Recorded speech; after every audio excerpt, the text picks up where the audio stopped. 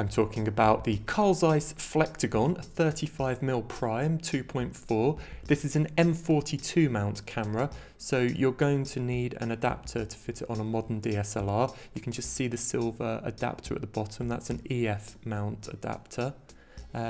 This is a very solidly constructed lens. It's all metal. Even the focus ring that I'm turning at the moment is metal.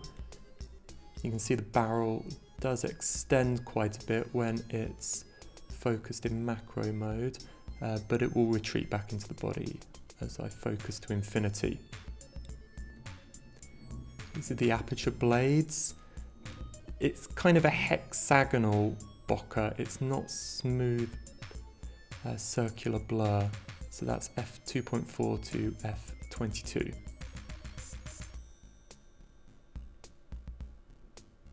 So here's some examples. It's not scientific, but it's a photo of my French phrase book with an avocado as a bookmark. At f2.4, it's very soft at the edges.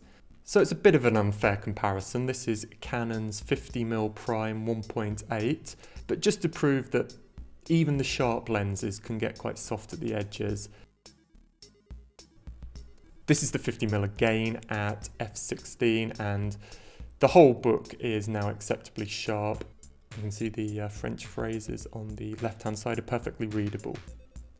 But at f16, the Flektogon is also quite impressive.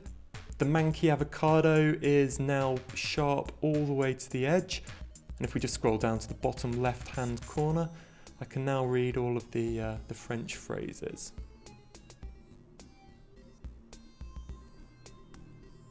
Just remind ourselves what it was like before, and yeah, it's illegible.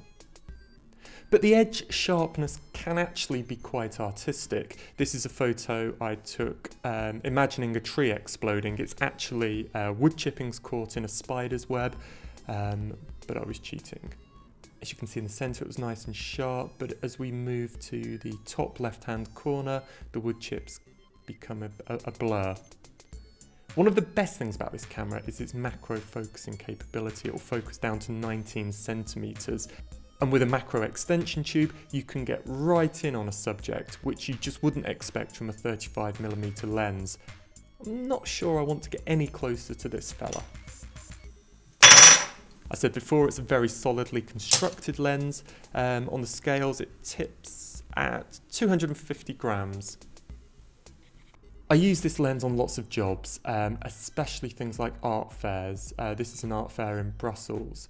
You can get right close to the paintings with the macro capabilities and use the depth of field to create some movement in an otherwise still work.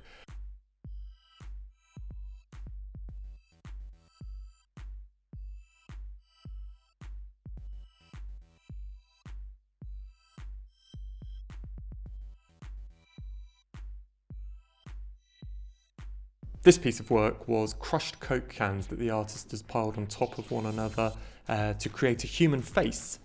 I was able to get really close to show the Coke cans and then just to pull focus down the line. And this is what the finished piece of work looks like.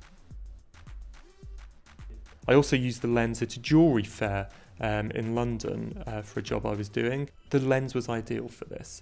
With the macro focus, I was able to get really close to the intricate pieces of jewellery, the necklaces, the rings, but with the 35mm range, I was also able to get a nice depth, and you can see the jewellers in the background.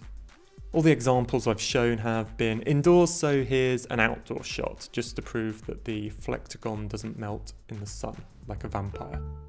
So what I like about the lens is the macro focusing, the solid construction, and it's nice and sharp when you get up to f8. Below that, you're going to struggle.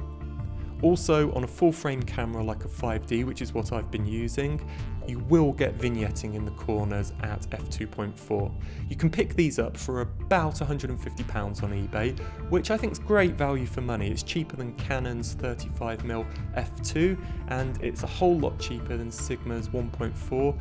Obviously this is a manual lens, so you're going to have to do all the focusing yourself, and Canon users, just remember you can't control the aperture from the back of the camera. You're going to have to do it on the lens with the ring.